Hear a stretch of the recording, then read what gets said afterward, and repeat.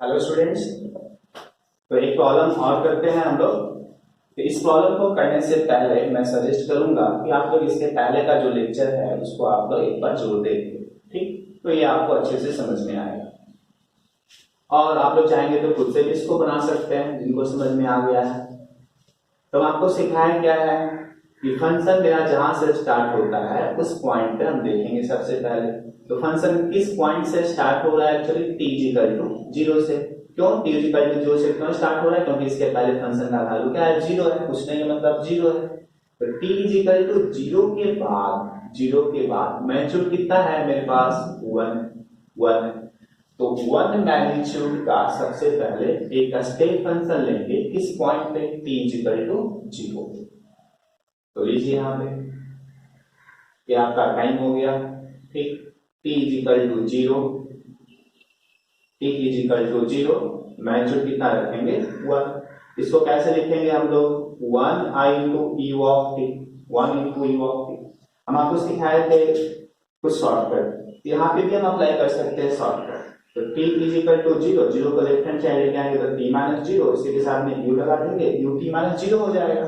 और ut minus 0 को तो हम लोग u ऑफ t भी लिख सकते हैं। तो सेम चीज आपको मिला या ना मिला? और मैग्नीट्यूड 1 है तो 1 ले लेंगे आप। Clear?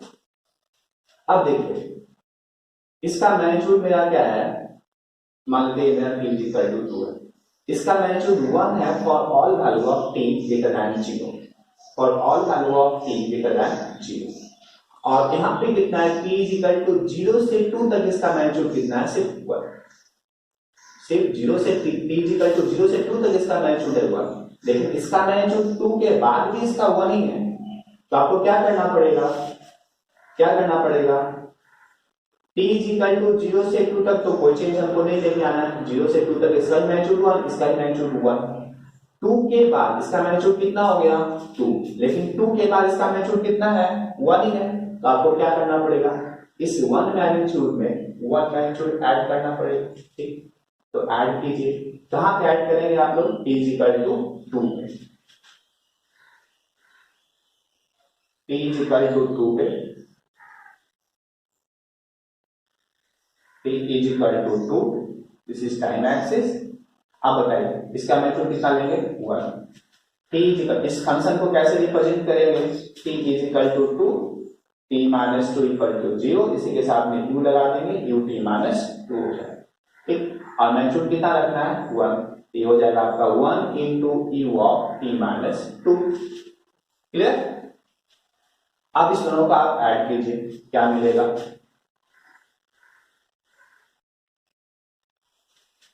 From t equal to 0 to 2, t equal to 0 to 2, इसका मैग्नीट्यूड कितना है? 1। From t equal to 0 to 2, इसका मैग्नीट्यूड कितना है? 0। दिस 1 प्लस 0 कितना हो जाएगा? 1। दिस 1 प्लस 0 कितना हो जाएगा? 1। ये आपका t equal to 2। Clear? Magnitude 1। अब देखिए 2 के बाद इसका मैग्नीट्यूड कितना है? 1। 2 के बाद इसका मैग्नीट्यूड कितना है? 1। This 1 plus 1 is equal to कितना होगा? 2। ये है मैग्नीट्यूड 1, 1 से 2 मतलब ऊपर हो जाएगा,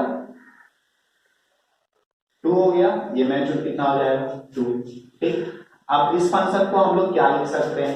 this function you get by adding this to function.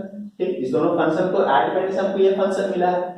तो इस फंक्शन को हम लोग लिख सकते हैं u of t plus u of t minus 2। Clear? और ये आपका मैग्नीट्यूड 2 आपका रिमेन t ग्रेटर देन 2 के लिए रहेगा। ठीक, अब देखिए क्या यही फंक्शन आपको फाइंड आउट करना है?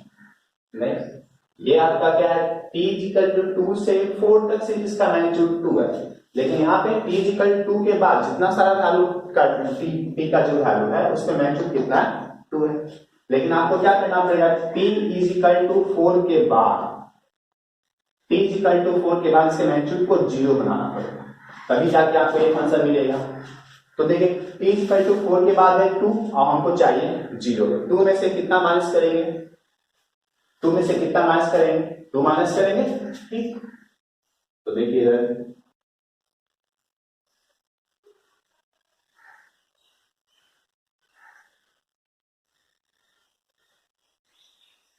मान लेते हैं ये मेरा f1t है, सपोज f1t है, ठीक है, इसको हम लिख रहे हैं f1t मैग्नीट्यूड 1 और ये मैग्नीट्यूड आपका हो गया 2।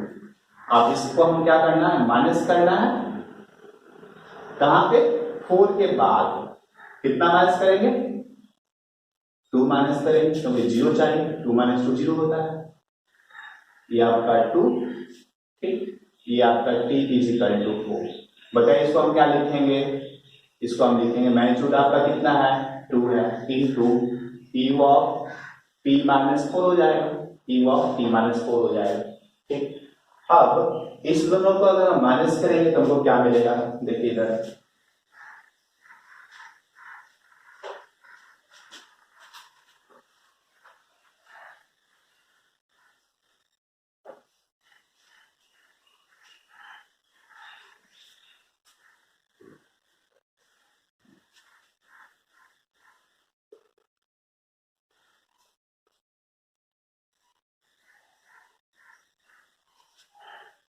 देखिए t इजिकल टू 4 से इसका वैल्यू, 4 से पहले इसका वैल्यू क्या है, 0 है, 4 से पहले इसका वैल्यू क्या है, ये चीज है, ये चीज मतलब दिस फंक्शन और plus 0 is equal to same function, ये वाला मिलेगा, तो ये हो जाएगा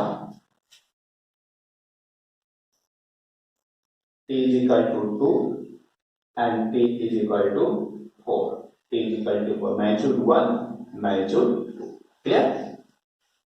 अब देखिए 4 के बाद इसका मैग्नीट्यूड कितना है, 2 है, 4 के बाद इसका मैग्नीट्यूड कितना है, 2, तो 2 माइनस 2 क्या हो जाएगा, 0। तो अब ये फंक्शन आपका टाइम एक्सिस पे आ जाएगा, 0 वैल्यू, ठीक।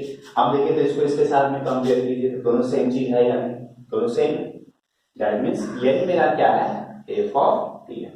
This f of t is equal to क्या मिला, f1t माइनस दिस फंक्शन, और f1t का वैल्यू कितना है, ये वाला है। अब f of t is equal to लिख सकते हैं e of t plus e of t minus 2, ये हो गया आपका f1t minus 2 into e of t minus 2, clear. तो इतना सारा स्टेप हमको करना पड़ेगा अगर आपके सेमेस्टर एग्जाम में कोई क्वेश्चन इससे लेके आता है, या किसी कॉम्पिटिटिव एग्जाम के मेंस का अगर ये क्वेश्चन है, तो आपको इतना सारा स्टेप करके फाइंड आउट करना पड़ेगा ये function, this function in terms of standard function. लेकिन मेरे पास एक शॉर्टकट तरीका भी है जिसके थ्रू हम लोग डायरेक्टली निकाल सकते हैं ये फंक्शन हमको, ठीक। तो कैसे हम उसको फाइंड आउट करेंगे शॉर्टकट वे में, तो इधर ध्यान देंगे सब लोग, इसको नहीं देखेंगे, ये आपका आंसर है, हम आंसर को बाद में इसके साथ में कंपेयर करेंगे, आप इसको देखिए, ठीक। तो एक चीज याद रखना है, ध्यान में रखना है कि जहां पे फंक्शन चेंज होगा, जहां पे फंक्शन चेंज होगा वहां पे रुकना है और देखना है कि किसमें चेंज हुआ और कितना चेंज हुआ, क्लियर। जहां पे भी फंक्शन चेंज होगा वहां पे हमको थोड़ा सा देर के लिए रुकना है, सोचना है किसमें चेंज हुआ और कितना चेंज हुआ, ठीक। तो देखिएगा फंक्शन सबसे पहले फर्स्ट चेंज आप देख रहे हैं t इक्वल टू 0 पे, क्योंकि 0 से पहले इसका वैल्यू क्या है, 0 है, 0 से पहले इसका वैल्यू क्या है, 0, और 0 के जस्ट बाद इसका वैल्यू क्या हो गया, 1। ये जो वैल्यू हम कह रहे हैं, वैल्यू किसका, मैग्नीट्यूड का वैल्यू, मैग्नीट्यूड का वैल्यू कितना हो गया, 1। अब देखिए इसमें जो चेंज हुआ 0 और 0 के बाद जो चेंज हुआ, ये चेंज किसमें है, मैग्नीट्यूड में चेंज है, चेंज किसमें है, मैग्नीट्यूड में, मैग्नीट्यूड, ठीक। और जिसमें जब मैग्नीट्यूड में चेंज आता है तो हम उसके लिए कौन सा फंक्शन लेते हैं, यूनिट स्टेप, और सिंपली बोल सकते हैं step function, step function, step function, क्योंकि स्टेप फंक्शन मतलब मैग्नीट्यूड कुछ भी हो सकता है, 1 -1 2 3 4 -2 -3 -4 कुछ भी हो सकता है स्टेप फंक्शन, ठीक। That means t is equal to 0 पे हमको एक स्टेप फंक्शन लेना पड़ेगा, एक स्टेप फंक्शन लेना पड़ेगा, क्यों, क्योंकि मेरा यहाँ पे चेंज किसमें मिला है, मैग्नीट्यूड में चेंज मिला। आपको हम पहले फर्स्ट क्लास में भी बताया कि जो स्टेप फंक्शन होता है उसको हम मैग्नीट्यूड से डिफाइन करते हैं, किससे डिफाइन करते हैं, मैग्नीट्यूड से डिफाइन करते हैं। तो देखिए t is equal to 0, t is equal to 0, f of t is equal to t is equal to 0, क्या चेंज हुआ? मैग्नीट्यूड में चेंज हुआ। कितना चेंज हुआ? 1। तो 1 मैग्नीट्यूड आपको लेना है कहां पे? t इज इक्वल टू 0 पे। तो t इज इक्वल टू 0 पे लेना होगा तो क्या करते हैं? e ऑफ t करते हैं, e ऑफ t।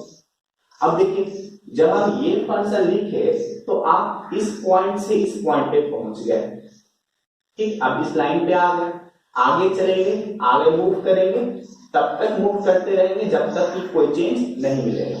अब जैसे ही t इक्वल टू 2 पे पहुंचेंगे, t इक्वल टू पे पहुंचेंगे इस पॉइंट पे, तो आपको क्या दिखेगा? चेंज दिखेगा। जब भी चेंज दिखेगा सोचना है इसमें चेंज हुआ, कहां पे चेंज हुआ? t इक्वल टू 2 पे चेंज हुआ। और क्या चेंज हुआ? तो मैग्नीट्यूड 1 से आपका मैग्नीट्यूड 2 हो गया। मैग्नीट्यूड 1 से आपका मैग्नीट्यूड 2 हो गया। तो 1 से 2 पे जाने के लिए क्या करना पड़ेगा? 1 से 2 पे आपको जाना है। मैग्नीट्यूड 1 से मैग्नीट्यूड 2 पे जाना है तो क्या करना पड़ेगा? 1 ऐड करना पड़ेगा, 1 ऐड करना पड़ेगा, ठीक। कहां पे ऐड करना पड़ेगा? t इज इक्वल टू 2 पे। तो जब 2 पे 1 मैग्नीट्यूड अगर ऐड करना होता है उसके लिए स्टेप फंक्शन क्या लिखते हैं? e of t minus 2, e of t minus 2, clear. अब ये जब हम लिख दिए तो अब हम इस पॉइंट से इस पॉइंट पे आ गए, अब इस लाइन पे आ गए। अब इस लाइन पे फिर से आगे बढ़ेंगे, आगे बढ़ेंगे, आगे बढ़ेंगे, जब तक चेंज नहीं होगा तब तक आगे बढ़ते रहना, आगे बढ़ेंगे। फिर से जब हम t इक्वल टू 4 पे पहुंचेंगे तो आपको क्या दिखेगा? चेंज दिखेगा। अब देखना है कि किसमें चेंज हुआ। तो 4 के बाद इसका मैग्नीट्यूड 4 से पहले 2 था और 4 के बाद इसका मैग्नीट्यूड कितना हो गया? 0। तो चेंज किसमें मिला आपको? मैग्नीट्यूड में चेंज मिला, मैग्नीट्यूड में चेंज मिला। कितना चेंज मिला? मैग्नीट्यूड 2 से 0 हो गया, मैग्नीट्यूड 2 से 0 हो गया। तो बताइए 2 से 0 पे जाने के लिए आपको क्या करना पड़ेगा? 2 से 0 पे जाने के लिए आपको क्या करना पड़ेगा? तो 2 माइनस करना पड़ेगा। अभी तो 2 माइनस 2 0 होगा, ठीक। कहां पे माइनस करना पड़ेगा? t इज इक्वल टू 4, जिस पॉइंट पे चेंज होगा वहां पे आपको माइनस करना पड़ेगा। तो t इज इक्वल टू 4 पे आप स्टेप फंक्शन कैसे लेंगे? तो e of t minus 4, e of t minus 4। अब देखिए अब आप इस लाइन पे आ गए। अब देखिए तो इसके आगे अगर हम बढ़ेंगे तो कहीं पे आपको चेंज दिखेगा? नहीं दिखेगा। दैट मीन्स इस फंक्शन का जो in terms of standard function हम रिप्रेजेंट करेंगे वो क्या होगा? ये वाला होगा। अब रिजल्ट को कंपेयर कीजिए इसके साथ में, क्या दोनों सेम है या different? 1 into U T minus 2, U T minus 2, minus 2 U T minus 1, minus 2 U T minus 1। I think आपको ये समझ में आया होगा। ये कॉन्सेप्ट आपको कहीं बुक में नहीं मिलेगा, किसी भी जगह पे आपको बताया नहीं जाता है जनरली ऐसा कॉन्सेप्ट। तो हम कोशिश करेंगे आप लोग को कि इस कॉन्सेप्ट को आपको अच्छे से समझाएं। आई थिंक आपको बहुत अच्छे से समझ में आया होगा। और एक प्रॉब्लम आपको देते हैं, उस प्रॉब्लम को डिस्कस करते हैं।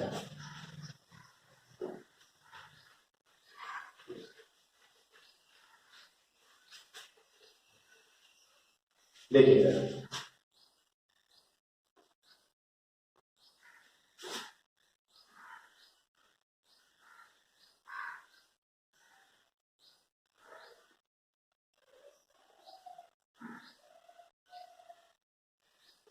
f of t, this is minus 1, minus 2, plus 1, plus 2, ठीक। एक प्रॉब्लम हम और करते हैं शॉर्टकट से, ठीक। अब देखिए कैसे बताया आपको, जहां पे चेंज होगा वहां पे रुकना है, वेट करना है, देखना है किसमें चेंज हुआ और कितना चेंज हुआ। तो सबसे पहले फंक्शन कहां से स्टार्ट हो रहा है? माइनस 2 से। तो माइनस 2 से पहले इसका वैल्यू 0, माइनस 2 के बाद इसका वैल्यू 2, इसका वैल्यू कितना? 2। तो 2 आपका क्या है? मैग्नीट्यूड है। तो चेंज आपको किसमें मिला? 0 से मैग्नीट्यूड 2 हो गया, मतलब मैग्नीट्यूड में चेंज हुआ। तो जब भी मैग्नीट्यूड में चेंज होगा तो कैसा फंक्शन लेंगे? स्टेप फंक्शन लेंगे। तो सबसे पहले this f of t is equal to, सबसे पहले 2 मैग्नीट्यूड का 2 मैग्नीट्यूड का स्टेप फंक्शन लेंगे at t is equal to minus 2। तो 2 मैग्नीट्यूड 2 हो गया।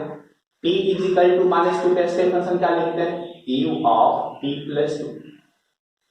सिखाएं आप लोग को कैसे लिखते हैं, ठीक। अब हम लोग इस पॉइंट पे आ गए, आगे बढ़ेंगे, आगे बढ़ेंगे, आगे बढ़ेंगे। जब हम t इक्वल टू -1 पे पहुंचेंगे और उसके बाद देखेंगे तो क्या चेंज हो रहा है, मैग्नीट्यूड 2 से आपका मैग्नीट्यूड कितना हो रहा है, 3 हो रहा है।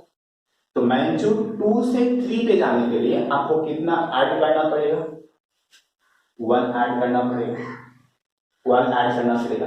कहां पे ऐड करना पड़ेगा, t इज इक्वल टू -1 पे। तो उसके लिए हम फंक्शन क्या लेंगे, u of t plus 1। Clear. अब हम इस लाइन पे आ गए, फिर से आगे बढ़ेंगे, जब तक चेंज नहीं मिलेगा तब तक आगे बढ़ते रहेंगे, कोई चेंज नहीं मिला। इस पॉइंट पे जैसे ही आएंगे आपको चेंज दिखेगा। ये पॉइंट आपका कौन सा है, t इक्वल टू 1 है। क्या चेंज हुआ है, मैग्नीट्यूड आपका 3 से आपका 2 हो गया, मैग्नीट्यूड 3 से आपका 2 हो गया। 3 से 2 पे जाने के लिए क्या करना पड़ेगा, 1 माइनस करना पड़ेगा। तो -1 कहां पे माइनस करना पड़ेगा, t is equal to 1 u of t minus 1। t is equal to 1 का स्टेप फंक्शन क्या होता है, t माइनस 1। अब हम इस लाइन पे आ गए, फिर से आगे बढ़ेंगे। अब देखिए जैसे हम t इक्वल टू 2 पे पहुंचेंगे, t इक्वल टू 2 पे पहुंचेंगे तो फिर से आपको चेंज मिलेगा। क्या चेंज मिलेगा, मैग्नीट्यूड 2 था यहाँ पे, इसके बाद मैग्नीट्यूड कितना हो गया, 0। तो मैग्नीट्यूड 2 से 0 पे जाने के लिए आपको क्या करना पड़ेगा, 2 माइनस करना पड़ेगा। तो -2 इंटू कहां पे माइनस करना पड़ेगा, t इज इक्वल टू 2 पे, e ऑफ t माइनस। अब हम इस लाइन पे आ गए। अब देखिए इसके आगे कोई चेंज है क्या, कोई चेंज नहीं। दैट मीन्स इस फंक्शन को हम लोग स्टैंडर्ड फंक्शन के फॉर्म में इस तरीके से रिप्रेजेंट कर सकते हैं। ठीक, तो आई थिंक आप लोग को जोड़ समझ में आया होगा। और अब अगर आप लोग को प्रॉब्लम दिया जाएगा तो आप लोग जोड़ सॉल्व कर लेंगे। ठीक, एक प्रॉब्लम हम आप लोग को देते हैं, उसका आंसर आप लोग हमें कमेंट करके बताएंगे। ठीक है,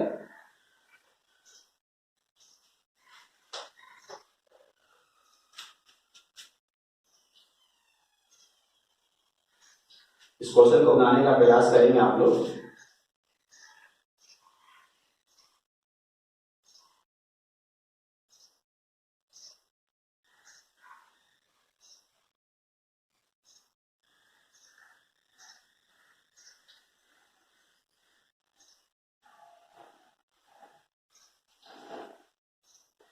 टाइम -2 -1 0 1 2 3, ये मैग्नीट्यूड 1 हो जाएगा, मैग्नीट्यूड 2 हो जाएगा। ये function f of t, this magnitude -1 and ये मैग्नीट्यूड आपका। आप लोग इसको जरूर कोशिश करेंगे और मुझे कमेंट करके जरूर बताएंगे कि इसका आंसर कितना होगा। Thank you.